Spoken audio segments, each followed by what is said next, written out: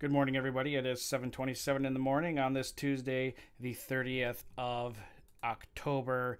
One more day in this month. Can you believe it? One more day, and then we're into November. We are into Thanksgiving, and we're into Christmas. It's just nuts.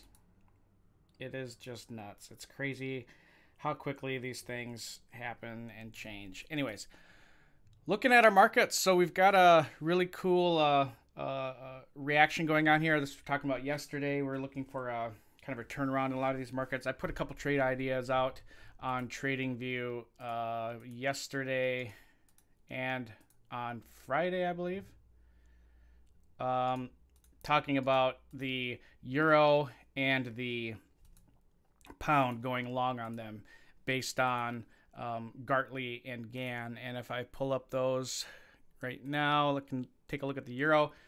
So on the euro trade right here,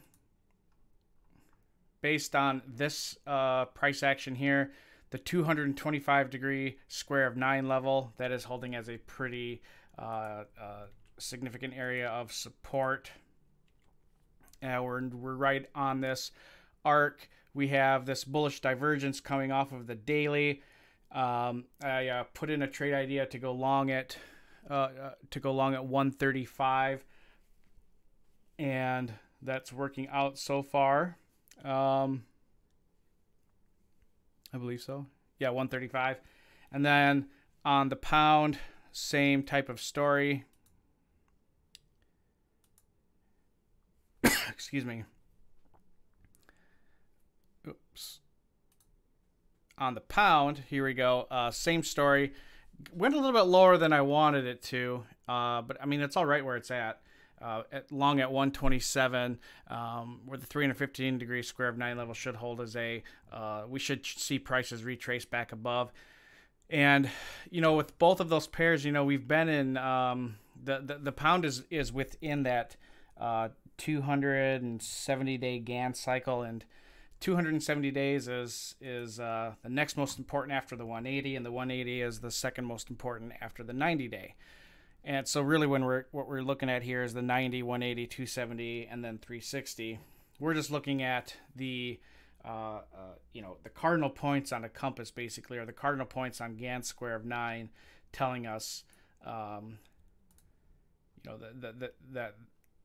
those cycles are the most important.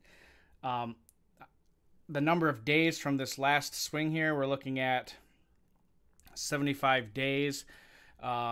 If we go further over here, we're getting close to that 90-day at the 85. I really anticipate this moving higher going into the rest of the year. The pound, I think we should see a pretty nice retracement, good, like a 90-day reversal, so to speak. I think that's very doable, very much in the cards, and just a part of the overall expansive phase that we should see have happen here. So again, looking for the pound and the euro to show end of year trend changes. If we look at the stock market yesterday, folks, it sold off under quite a bit of pressure, but then found support right at this support line. I think we may be done. In the Venus retrograde cycle, you know, wow, that's a lot of volume. Is that the most volume traded ever on this chart? Yeah, it is. Wow.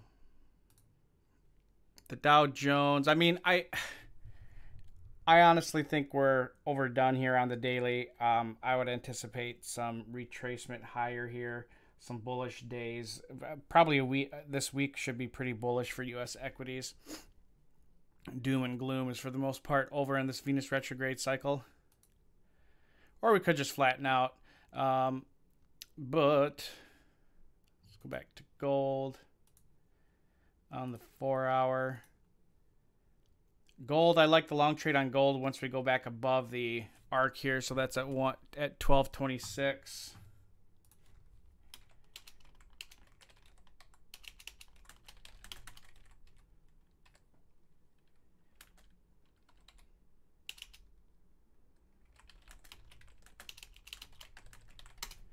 And then the euro, it's fine where we were looking.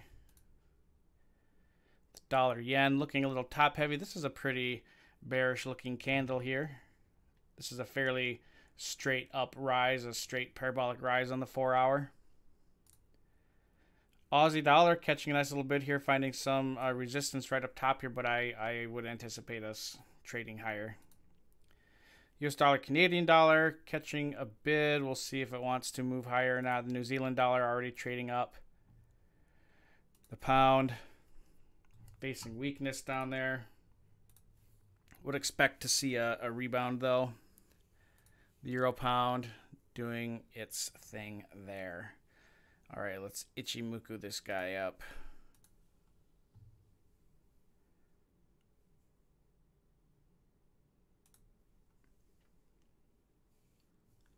I gotta kind of make this a short session here. Gotta run out of town. Okay, so US dollar, Canadian dollar on the daily. I think this is a little bit of a trap. We've been trying to push above the cloud, but the lagging span is finding difficulty remaining above the cloud. I mean, we could see a breakout here and a big move higher, but I don't know. Volume has really dropped off here, and we had a topping out in volume as we got higher. So there is a case for things to travel down a bit. We'll have to watch and see, but on the hourly, I'm looking at a return to 130.81.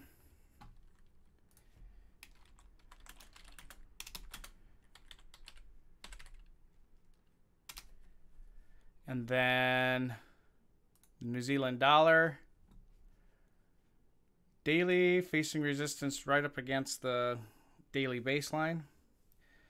Hourly looks like it would have another expansion wave higher, but we got to see. I think we may be limited to how much higher we go on the day. Maybe not. Certainly if we get above the 4 hour here. So if we break above the 65, if we get to 65, 75, then we're sitting pretty. I mean, if we wait till here.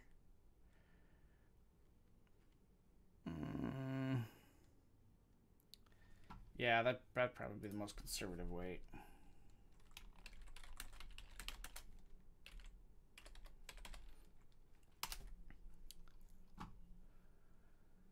The pound. So the pound's got a little bit of a bounce here on the daily. We've been in a pretty swift down drive. 4 hour, we're quite extended from the base. I like the entry where we're at. But if you are more inclined to want to wait, we probably wouldn't see that today. We'll wait. Euro pound. It's all right. Pound Aussie. Pound could be catching a little bit of some strength here against the Aussie dollar.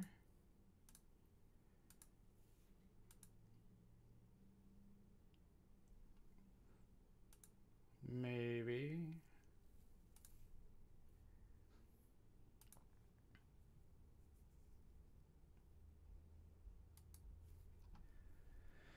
We'll have to see. There is a we'll have to wait. Aussie yen. The yen pairs are all doing pretty well.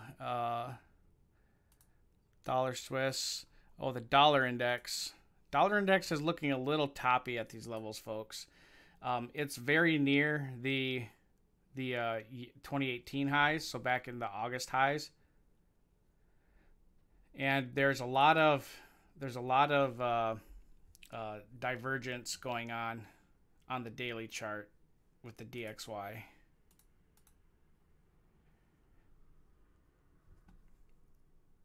Sorry, daily chart. Daily chart, this is nuts.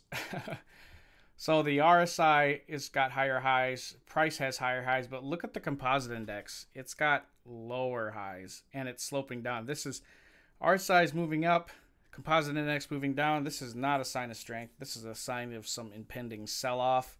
I would GTFO out of those long dollar pairs. Would not be sitting in them. Not a bit. It's pretty dangerous. clear clear divergence here. Man, that's nuts. And I mean, the rise here is pretty steep. It's pretty ridiculous. Things don't trade up this long and this far and this fast without having a significant retracement. And it's not going to take much to trade this guy down. I mean, if we look at the hourly, we're already seeing evidence of that weakness. We're looking, you know, if this holds, we've got a tweezer top formed on the hourly. And yeah, we're just looking at a pretty silly move. Be interesting to watch this guy fall down. And that, of course, will cause everything else to catch a bid and rise higher. Look at cryptocurrencies real quick. Yesterday we had that selling pressure while we were visiting in the morning. Bitcoin looks like it's wanting to trade up a little bit, though. There is a lot of positive volume coming in. Ethereum is one of those. We can see right here that that's what we've got going on.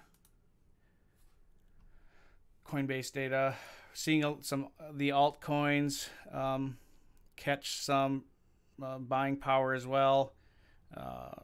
XLM, Ripple, Nano, basic attention token obviously doing very well. It's catching quite a bit and looks like it wants to continue to move higher. Actually, it looks like we're getting another expansive wave coming off of this. So basic attention token doing its thing. Cardano actually looks like it might have a little bit of a recovery coming on, but yeah, I think you know, this is, they call it Turnaround Tuesday.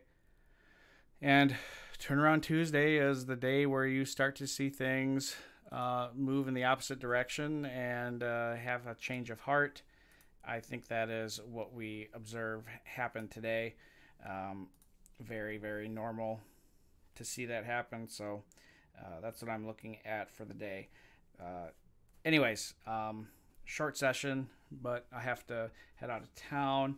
And we don't really need to. I meant to go over some of the more education stuff today, but man, the last 3 months have been quite hectic.